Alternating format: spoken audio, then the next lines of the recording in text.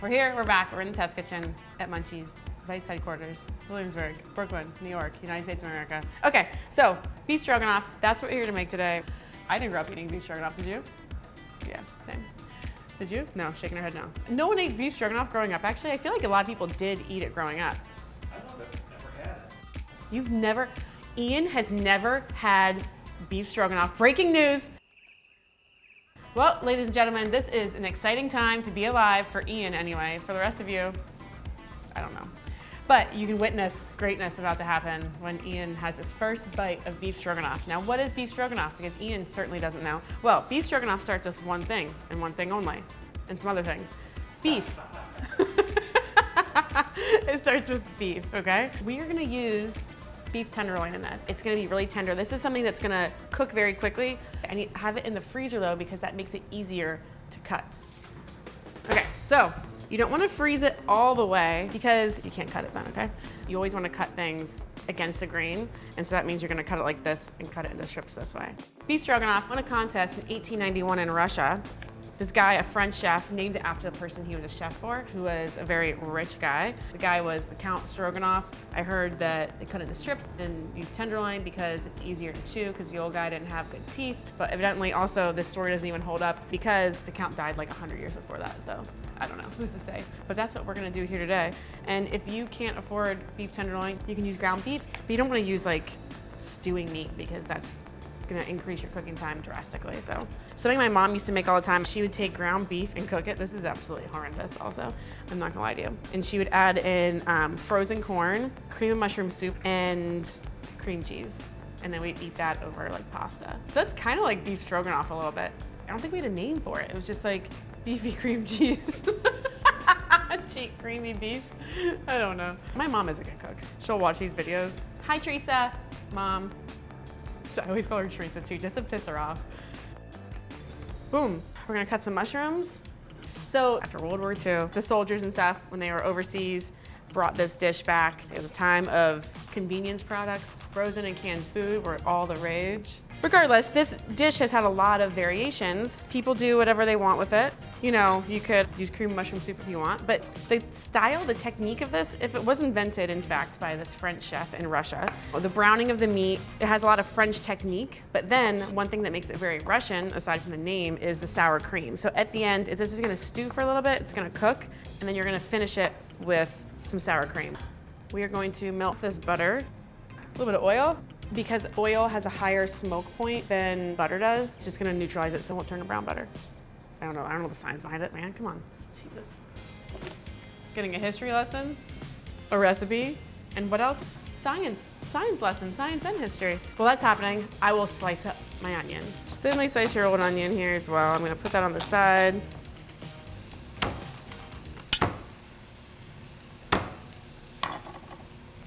What if I put my hand up right now and even notice it would just slice straight through and I was just like, ah. Would you keep going? Yeah, it would. I still can't believe that Ian's never had beef stroganoff. So what are your expectations of beef stroganoff right now? It's gonna taste great, but this feels like it's a step or two above hamburger hill. I think you're gonna be pleasantly surprised. I don't feel like it's challenging or expanding the palate that I already have. Ian, my friend, is a snob. I feel like it's been down in some more road before. And in the edit, that's what we're gonna have me say. In the edit, I'm gonna watch it again and say, put in the part where Ian acts like a snob. You know, he drives me to drink, okay? They do it, they make me do it. That's true. It is true. Everything's edited. They make me look the way they want me to look. How would you say you should become? I'm a very sweet and innocent person. I'm quiet, not that funny. That's the joke, I'm hysterical. At least I laugh at my own jokes. Okay, let's get back to this though. I'm gonna put some flour onto my beef. I've measured out salt, I think it's like 2 teaspoons. I'm gonna toss it all together, okay? The flour on this, it's gonna do 2 things right now. It's gonna help it brown, but then also it's gonna help thicken up the sauce a little bit. Oh my God, guys, I have a huge crush. You wanna know who it is? Yes. Pete Davidson. He's such a babe. I watched his comedy special last night and I was just like laughing and staring and stalking him. Pete Davidson, if you're ever watching or if anyone out there knows him, I can cook for you. All right, we're gonna brown our meat now. So I'm just doing this in a single layer. I don't wanna overcrowd my pan. Need to get some good color on it. This is the love and care portion of this. Okay, you don't just dump it all in. Yeah, take your time, brown it. What else about Pete Davidson? Let's learn more about him. Number 9 on his latest special. Pete Davidson's new special seems like he could use a hug. I'll give him a hug. And more. I'm not drinking right now, but if you're watching this Sunday morning, hair of the dog, my friends. Sicily, Sicily, Sicily. We got a lot of catching up to do because I haven't said Sicily once. I love it that people like Sicily me. I was walking on the street the other day and someone yelled Sicily. Like I know where it came from. I just heard it. I was just like, all right, we're gonna add our onion in here. Don't forget to season it with a little salt. Let it soften. So all that at the bottom is good. I'm gonna add some white wine into this, and it's gonna deglaze it. All that good flavor. It's delicious.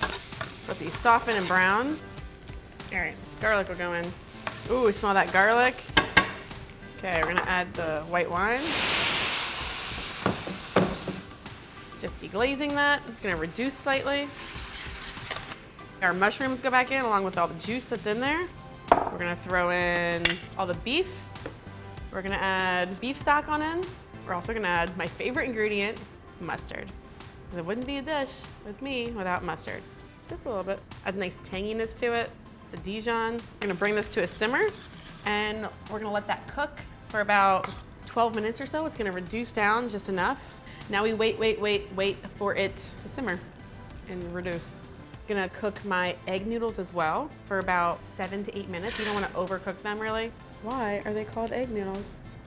As their name implies, they have more egg mixed in with the wheat and water. So it's just more egg. Stupid. They have more cholesterol than pasta. This is not a healthy dish. That's why you watch me, right? I'm not coming here for health. Coming here for Sicily. Sicily. Sicily. Sicily. All right. Pasta's al dente. Dump it in here. Pasta's good. We're gonna add the sour cream, not just a little bit, 2 tablespoons Worcestershire sauce. Oh my gosh. Just gonna put some black pepper in. You know I love a good cha-cha-cha.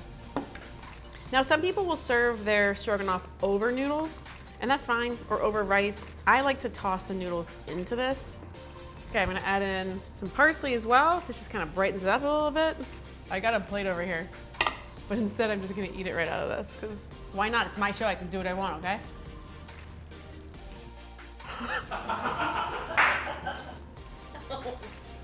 Mmm. I love it.